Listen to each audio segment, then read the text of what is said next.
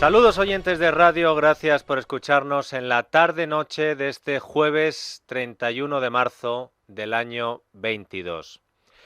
Hay una expresión que hizo fortuna hace mucho tiempo en la política española, que fue la de Tahur del Mississippi. Y hace mucho tiempo que no se utiliza, está en desuso. Aunque seguro que a pocos de ustedes les hace falta que les explique lo que era un Tahur del Mississippi. Aún así, por si acaso, lo voy a hacer. A partir de 1820, y sobre todo desde 1830 para arriba, el inmenso río Mississippi se llenó de barcos de vapor que recorrían río arriba, río abajo, llevando a cientos y cientos de personas a las nuevas ciudades que iban surgiendo precisamente a la ribera de aquel inmenso caudal. Pues yo supongo que como el barco de vapor estaba muy bien, era un invento impresionante, pero tampoco era un barco que fuera a la velocidad de lo que van las lanchas ahora, pues para matar el tiempo alguien sacó una baraja de cartas, oye, y empezaron ahí a jugar, pues no al julepe o al mus, que eso es muy español, allí se jugaba al faro o al póker. Y con el tiempo, los barcos de vapor se convirtieron en realidad en casinos flotantes en los que el dinero corría por las mesas y en los que empezaron a hacer fortuna los tramposos, los que juegan con las marcas, con las cartas marcadas, esos tahures del Mississippi que siempre ocultaban un as bajo la manga para colarlo sin ser visto en la baraja que estaban jugando. Los tahures del Mississippi solían trabajar siempre con, o casi siempre, con algún compinche que se dedicaba a merodear por las mesas y a soplarle a su compinche las cartas que llevaban los otros jugadores. Al principio, cada vez que se descubría en uno de estos barcos a uno de esos tahures, la reacción era inmediata y contundente. El tramposo era cogido por la solapa, levantado de la mesa y arrojado a las frías aguas del Mississippi. Pero los dueños de los barcos empezaron a darse cuenta de que podían hacer algo mucho más lucrativo para ellos que tirar a los tahures por la borda. Así que se asociaron con estos tramposos y les cobraban un porcentaje de las ganancias que se sacaban jugando a las cartas en sus barcos.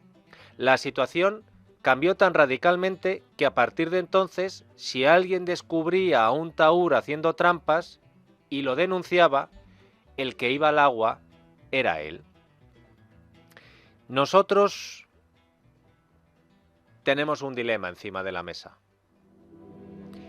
Nosotros tenemos a un tramposo haciendo trampas, tratando de colar de tapadillo una y otra vez un quinto as furtivo en la baraja. Y ante una situación así se tienen dos opciones: o te callas, te asocias con el tahur y pones el cazo para sacar tajada, o coges al tahur por el pescuezo y lo tiras al río.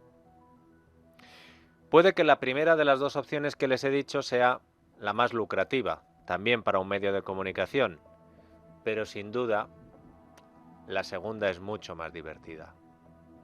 Así que vamos a sacarle los colores al tramposo. Y ustedes lo pueden hacer también desde casa, es muy sencillo. Miren, si tienen internet a mano, en el navegador que quieran, pongan el gobierno cuela, o el PSOE cuela, o Sánchez cuela. Y a ver qué les sale. Ya se lo digo yo.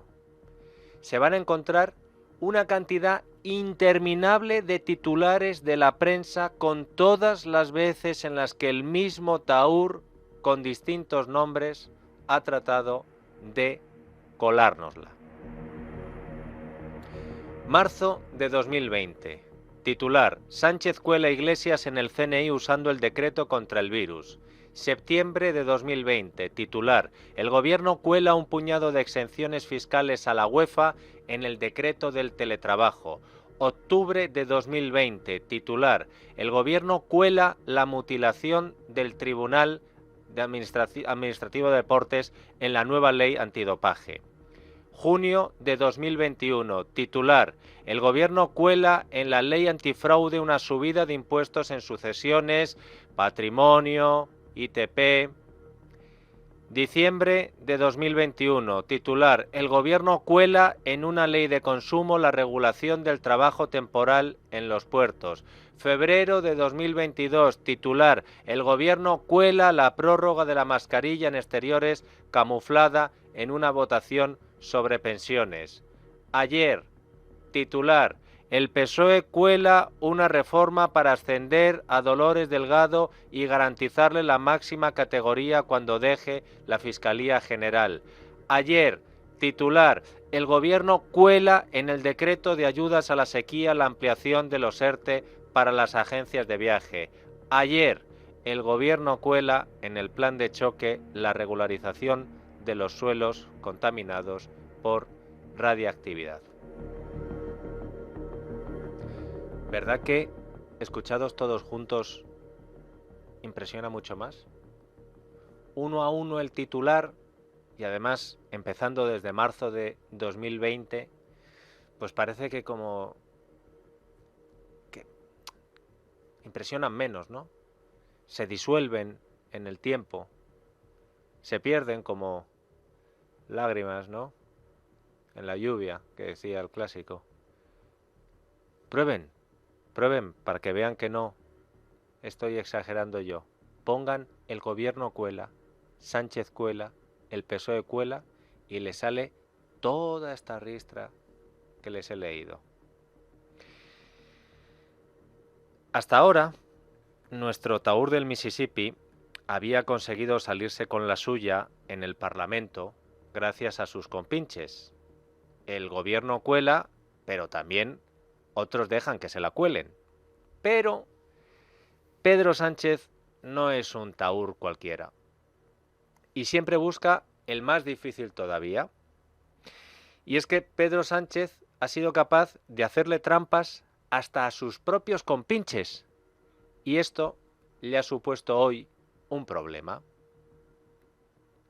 Como todos los tramposos, cuando alguien descubre que tienes un as, o bueno, en el caso del Gobierno, como acabamos de ver, que tienes media baraja escondida en la manga, pues rápidamente la reacción es empezar a soltar excusas. Lo primero que se te pase por la cabeza, por muy ridículo que suene, tú habla.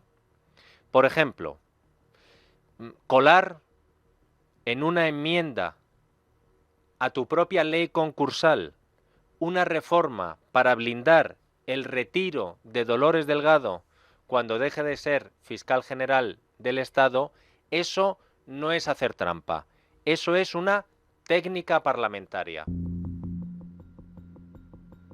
Bueno, es una técnica parlamentaria, se utiliza con muchísimos cambios normativos, es una ley del Ministerio de Justicia y esta enmienda también es del Ministerio de Justicia y es una técnica parlamentaria que hemos utilizado en diversas ocasiones y que por tanto entra en el marco de la normalidad de la tramitación legislativa.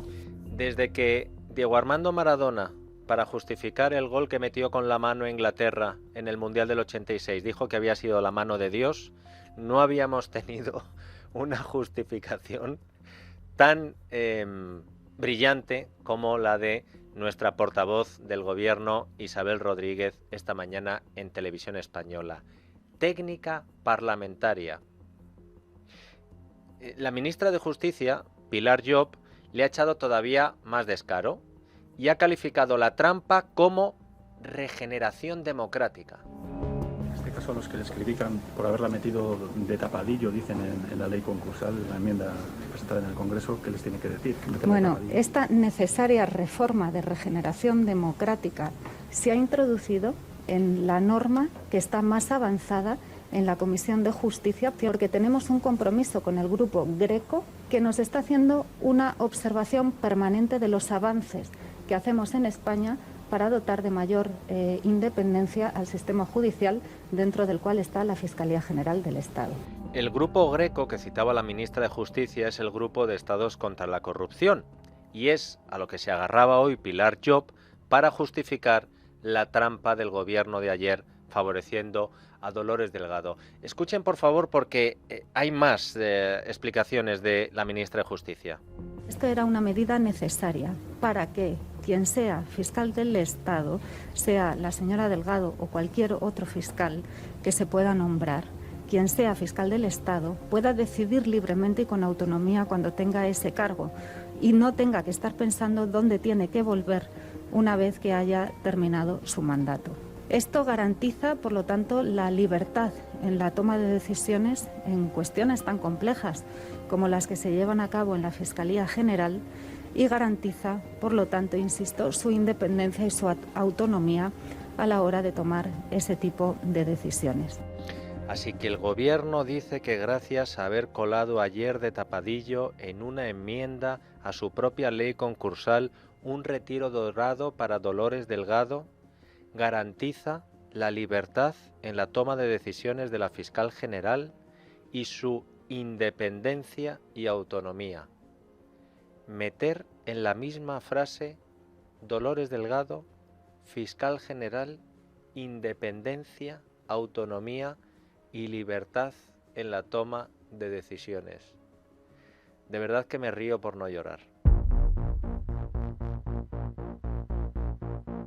Las derechas, la extrema derecha, la extrema derecha, están todos ustedes compitiendo. Ha habido un exceso de manipulación por parte de la derecha trifálica. ¿La Fiscalía de quién depende? ¿De quién depende? Sí, depende del gobierno. Pues ya está. Señorías, me atacan a mí por ser ministra. Y la derecha, la extrema derecha, la extrema derecha, van a tratar de aprovechar ese chantaje con el único fin de evitar que este gobierno trabaje. Claro, con todos estos antecedentes que todos recordamos del historial parlamentario de la diputada del PSOE, ministra de Justicia de Pedro Sánchez y contertulia en varias comidas del excomisario Villarejo, cuando se recuerda la frase de Pedro Sánchez de quién depende la Fiscalía y después se escucha a la ministra de Justicia y a la portavoz del Gobierno justificando la trampa de ayer, diciendo que es para garantizar la independencia de la Fiscalía General del Estado, en la que han colocado a Dolores Delgado, pues es lógico que, por ejemplo, Edmundo Val o Iván Espinosa de los Monteros respondieran de esta manera. Nos dice el Partido Socialista que se trata de cumplir las recomendaciones del Grupo Greco de lucha contra la corrupción.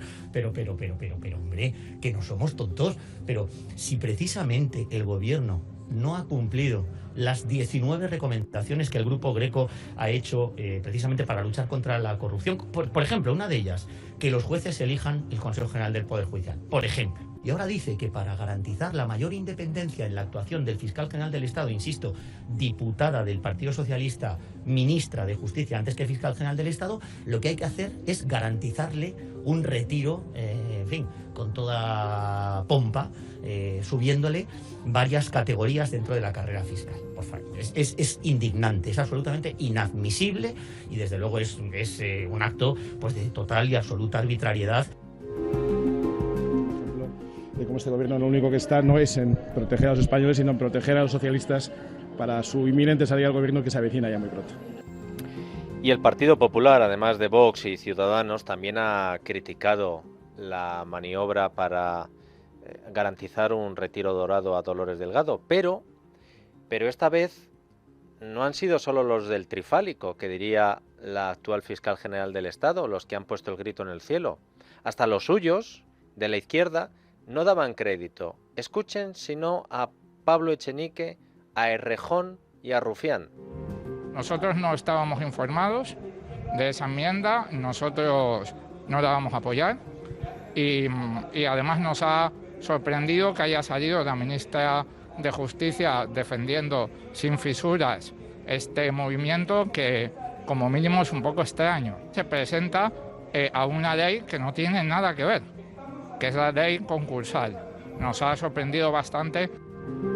Remito a las explicaciones. A mí las explicaciones no me parecen satisfactorias. Si quieren que prospere, tendrán que dar explicaciones más detalladas, las tendrán que dar con más cuidado y tendrán que darlas con más transparencia. Tal y como lo han explicado, yo creo que no va a prosperar. Si quieren que cuente con los votos, lo tendrán que explicar mejor. Hoy no lo veo. Son trampas, no es la primera vez que lo hacen, pero resulta curioso y no sabemos muy bien por qué este gobierno actúa de esta manera, con esta especie de fobia, sobre todo la parte del PSOE, a comunicarse, a explicarse con el resto de grupos, porque no es de recibo que intenten colar cosas a cambio de otras cosas para intentar que no se note, cuando hoy en día pues todo ya se sabe y sobre todo nos sorprende muy mucho que ni siquiera lo supiera la otra parte del gobierno, ¿no? En este caso Unidas Podemos. Gabriel Rufián no encuentra explicación a la afición que tiene este gobierno a hacer trampas y a colar en leyes en las que no tiene nada que ver decisiones tan importantes como la de Delgado. Rufián dice que no encuentra explicación y el PNV tampoco, porque si la trampa con lo de Delgado ha sido sin duda la más llamativa de las últimas 24 horas, no ha sido la única. Les he dicho que hoy había dos más.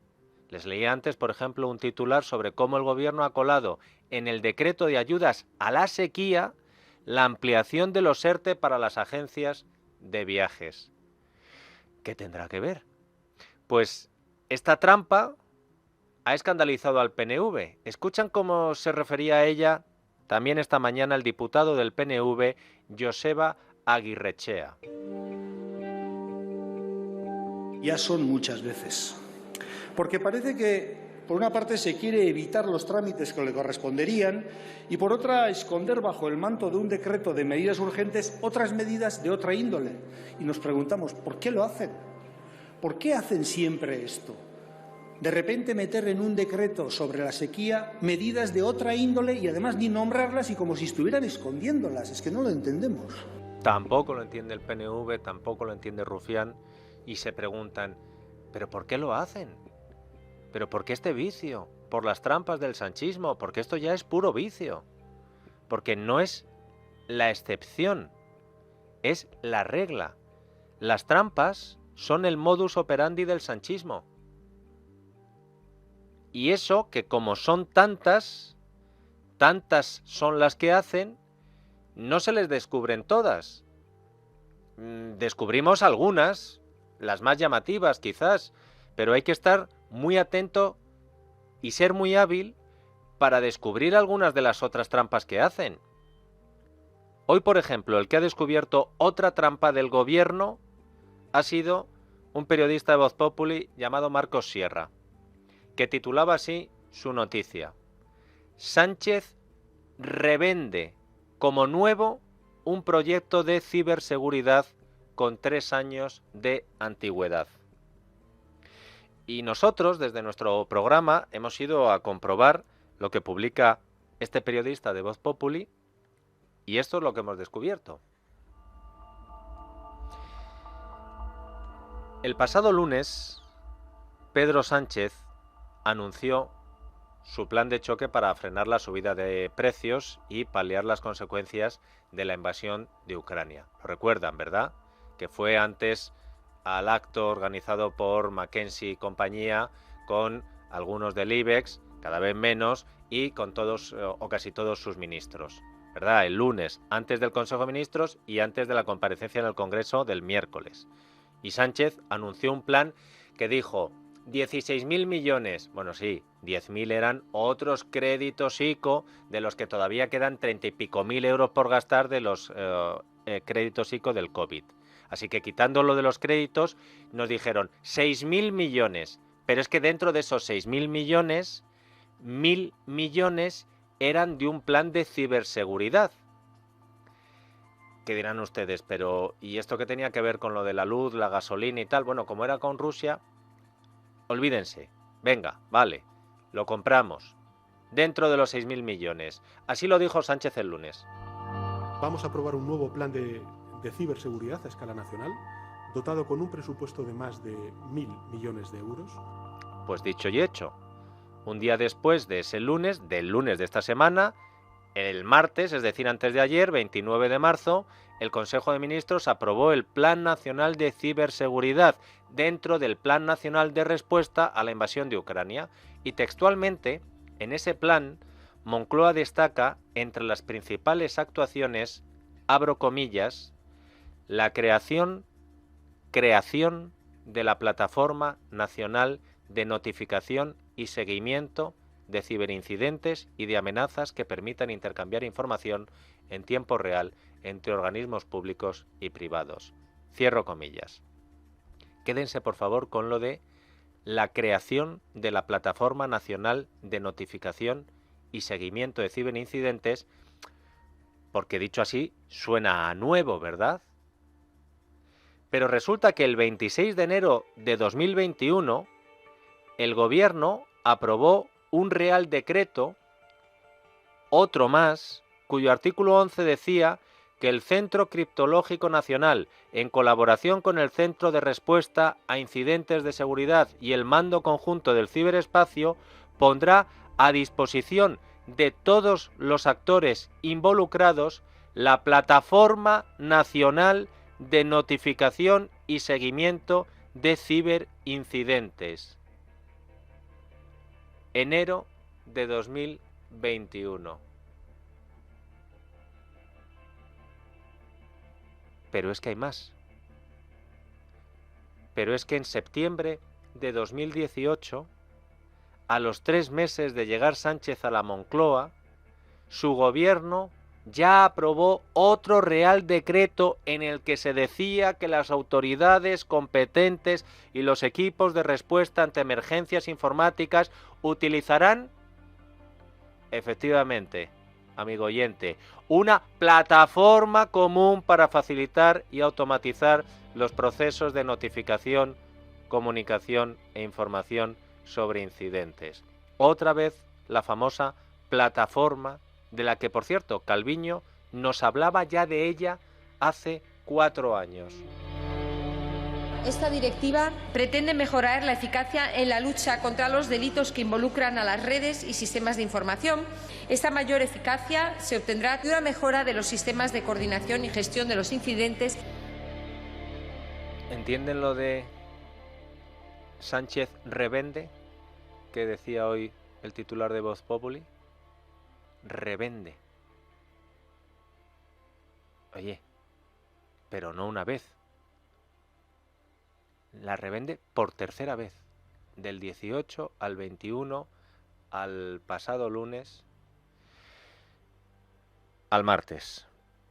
Después de descubrir otra nueva más, otra trampa más del gobierno, me gustaría, por favor, Isaac, si podemos, volver a escuchar lo que han dicho esta mañana unos desconcertados Gabriel Rufián y el diputado del PNV, Joseba Aguirrechea. Son trampas, no es la primera vez que lo hacen, pero resulta curioso y no sabemos muy bien por qué este gobierno actúa de esta manera, con esta especie de fobia, sobre todo la parte del PSOE, a comunicarse, a explicarse con el resto de grupos, porque no es de recibo que intenten colar cosas a cambio de otras cosas para intentar que no se note cuando hoy en día pues todo ya se sabe. ¿Por qué lo hacen? ¿Por qué hacen siempre esto? De repente meter en un decreto sobre la sequía medidas de otra índole y además ni nombrarlas y como si estuvieran escondiéndolas. Es que no lo entendemos. Que Pedro Sánchez es el tahúr de la Moncloa lo sabe ya todo el mundo.